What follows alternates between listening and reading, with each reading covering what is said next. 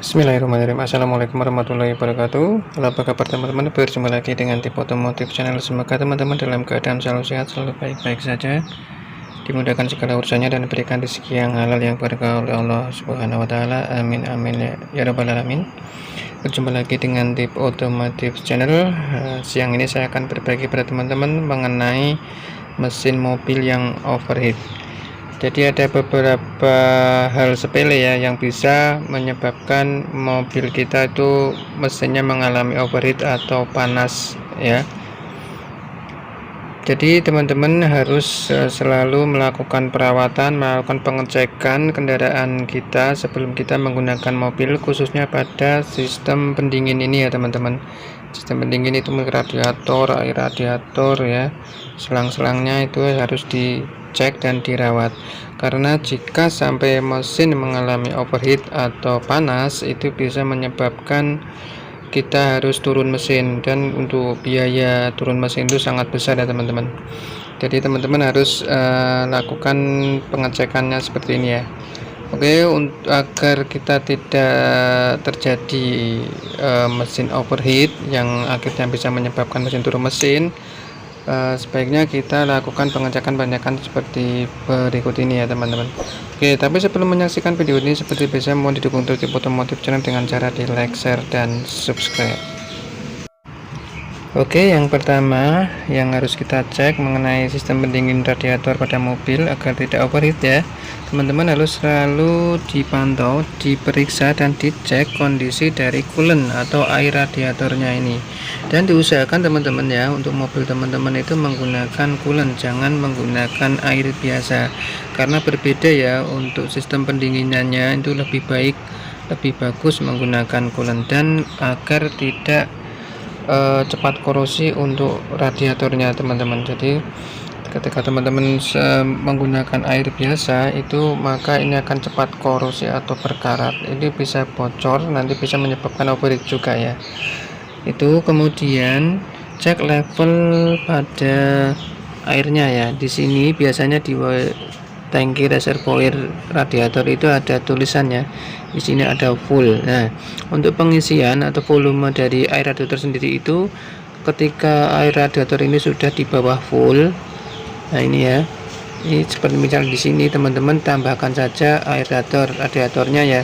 Jika menggunakan coolant berwarna merah, sebaiknya ya gunakan warna merah ya, seperti ini. Kemudian untuk volumenya jangan sampai melebihi batas full, karena teman-teman ya, kalau teman-teman sampai mengisi sampai berlebihan seperti di sini di atas full, itu nanti justru akan tersedot keluar atau tumpah melalui selang pembuangan ini, dan itu juga bisa menyebabkan kehabisan air radiator. Karena tumpah itu, maka mesinnya juga akan menjadi overheat. Jadi saat mengisi perhatikan sampai di batas full saja, jangan sampai berlebihan. Berikutnya cek jika ada kebocoran air radiator.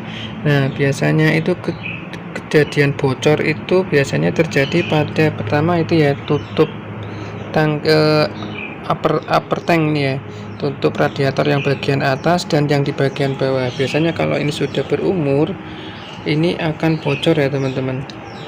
Nah, untuk upper tank ini biasanya di usia kilometer 100.000 atau 150.000 itu sebaiknya diganti. Jangan sampai menunggu ini rusak kemudian bocor sampai mengakibatkan mobil kita overheat. Nah, ini biasanya di kilometer 100 sampai 150.000 itu harus diganti untuk mengantisipasi terjadinya bocor ya. Dipastikan ini tanda-tandanya kalau sudah tua atau sudah diganti, ini warnanya jadi seperti ini ya, tidak hitam pekat ya, akan semakin memudar itu teman-teman.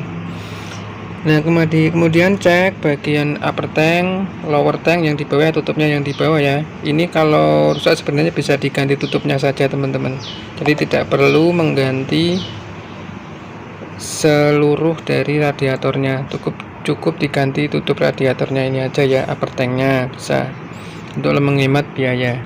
Nah, cek bagian atas, bagian bawah ada ya tutupnya. Biasanya kalau ada bocor-bocor itu teman-teman bisa melihat ya, ada kalau ini menggunakan coolant warna merah biasa itu akan ada jejaknya. Nah, biasanya jejak-jejak kebocoran air coolant radiator warna merah itu akan membekas. Nah, jika ada bekas atau jejak coolant radiator yang mengering, itu pertanda berarti ada kebocoran di situ. Nah, itu harus teman-teman waspada dan harus teman segera diperbaiki. Kemudian cek selang-selangnya ya, selang radiator atas, radiator bawah. Nah, kemudian ciri-ciri selang radiator yang harus diganti itu biasanya ini keras ya teman-teman. Nah, keras ini bisa nanti bocor, kemudian nanti bisa pecah ya ketika temperatur mesin panas ya di kecepatan tinggi. Ini berbahaya sekali sampai bocor. Nah, sebaiknya kita ganti juga sama seperti itu, sama upper tank tadi ya, itu sekitar 150.000, atau kalau ini sudah keras sebaiknya diganti saja. Biasanya itu kejadian juga pada ini sudah retak-retak ya, bagian sambungan ini retak-retak yang bisa menyebabkan bocor dan mengalir di bawahnya itu ya teman-teman. Jadi teman-teman bisa cek kebocoran pada saluran radiator dan radiator itu sendiri. Pengecekan sistem pendingin yang berikutnya yaitu teman-teman buka tutupnya ya. Buka tutupnya ketika mesin dingin teman-teman ya, hati-hati. Nah, buka tutup pelan-pelan ya. Nah, tutup radiator ini sepele tapi kecil tapi sangat fatal ya akibatnya teman-teman. Jadi selain sebagai tutup tangki radiator, tutup radiator ini di sini juga untuk ada sistem valve ya, buka tutup untuk mengatur tekanan ketika air radiator itu panas. Nah, di sini juga di atas tutupnya itu juga ada peringatan ya, bahwa ini biasanya di sini ada ukurannya ya. Begitu dia mencapai ukuran panas tertentu, dia akan melepas atau mengalirkan air radiatornya ini ke tangki reservoir. Jadi ketika tutupnya ini rusak ya, yang rusak itu biasanya di bagian seal ini teman-teman. Seal karet ini ada 2 seal karet, sini satu yang valve-nya, yang itu yang tutup untuk tangki radiatornya. Biasanya kalau sudah aus atau tua itu sealnya ini keras dan sudah pecah-pecah. Kemudian seperti saya bilang tadi, di sini ada valve ya. Ketika mesin panas dia akan membuka untuk mengalirkan air radiator. Nah, ini harusnya yang masih bagus itu masih bisa main seperti ini ya. Masih bisa untuk buka tutup. Nah, efeknya apa teman-teman? Kalau valve ini atau tutup ini tidak bisa bekerja normal, ketika valve atau tutup radiator ini rusak, maka ini yang bisa menyebabkan air radiatornya lari ke tangki reservoir dan akhirnya sampai tumpah-tumpah melalui selang pembuangan ini ketika valve atau tutup radiator ini tidak mau bekerja.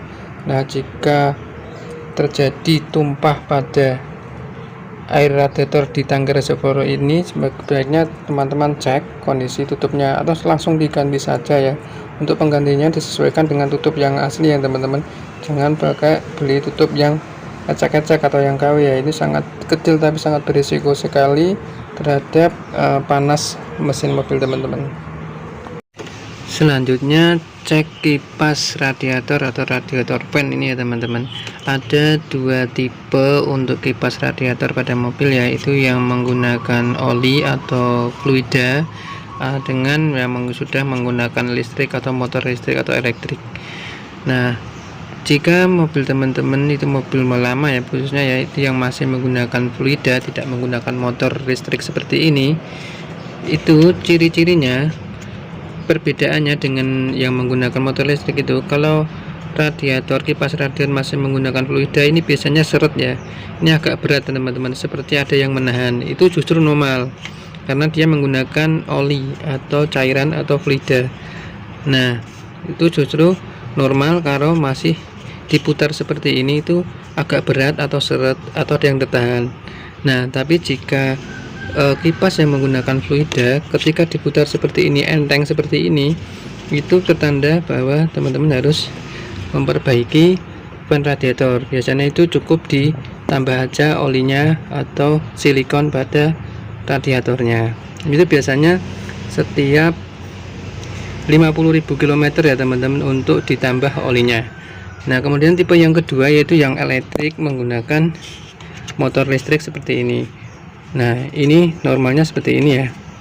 Nah, ini ciri-cirinya kalau sudah bermasalah itu putaran kipasnya itu akan melemah dan bahkan tiba-tiba bisa mati ya teman-teman.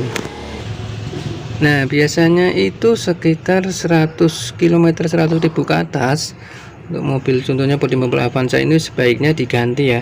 Jangan menunggu sampai motor kipas radiator ini tiba-tiba mati. Ini sangat berbahaya karena ini bisa mengakibatkan mesin panas ya. Ketika ini kipas ini tidak mau berputar, otomatis tidak ada berkurang ya satu sistem pendinginnya lagi, maka mobil akan cepat panas, nanti overheat ya, nanti harus turun mesin.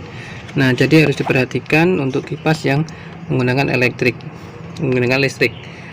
Tapi ada cara satu ya, biasanya untuk mengantisipasi itu, ketika mobil sudah berumur 100.000 km ke atas, teman-teman tidak perlu mengganti satu gelondong motor fan ini ya. Biasanya ini di sini ada brusnya ya, cukup diganti brusnya saja, kemudian dipasang kembali, itu akan normal lagi. Kemudian sistem pendingin yang perlu teman-teman perhatikan ya, bisa bikin mobil overheat. Yang terakhir yaitu termostat ya teman-teman. Untuk termostatnya ini di bawah di belakang sana ya. Nah, untuk mobil Avanza ya. Jadi saya tampilkan di sini ya contohnya termostat ya teman-teman. Jadi termostat itu fungsinya dia jadi sama valve ya untuk buka tutup secara otomatis ketika berdasarkan suhu dari air radiator. Ketika mesin sudah panas, suhu mesin sudah 80 derajat Celcius, maka sistem termostat itu akan membuka penuh ya untuk mengalirkan air radiator yang panas itu masuk ke dalam radiator untuk didinginkan. Nah, jika termostat itu rusak atau tidak bekerja, atau bekerja cuma bisa membuka cuma 1/4 gitu ya, itu akan berpengaruh pada sistem pendingin, maka pendinginan pada mesin itu tidak optimal ya. Itu juga bisa menyebabkan overheat, sangat berbahaya teman-teman. Nah, untuk termostat ini juga perlu teman-teman rawat ya, setiap mungkin 100.000 km ya, itu juga perlu dibongkar, dibersihkan, atau kalau perlu diganti yang baru agar lifetime-nya lebih lama. Jadi kita tidak was-was di jalan ketika di perjalanan, jangan sampai terjadi overheat. Nah, jadi ketika sistem kerja termostat seperti itu ya, sangat penting ya teman-teman untuk mengatur panas buka tutup ya. Jadi ketika suhu di bawah turun di 80 derajat, dia akan nutup ya agar mengalir untuk mendinginkan mesin. Kemudian ketika air panas itu nyampe pada termostat akan membuka, mengalirkan masuk kembali ke dalam radiator untuk didinginkan. Nah, sistemnya seperti itu, pentingnya termostat pada sistem pendingin mobil. Itu teman-teman ya, beberapa hal yang perlu teman-teman ketahui untuk mencegah terjadinya overheat pada mobil kita. Mudah-mudahan video kali ini bermanfaat. Mohon maaf bila kurang kesalahan. Jangan lupa di like, share, dan subscribe di Otomotif Channel. Sampai jumpa di video selanjutnya. Wassalamualaikum warahmatullahi wabarakatuh.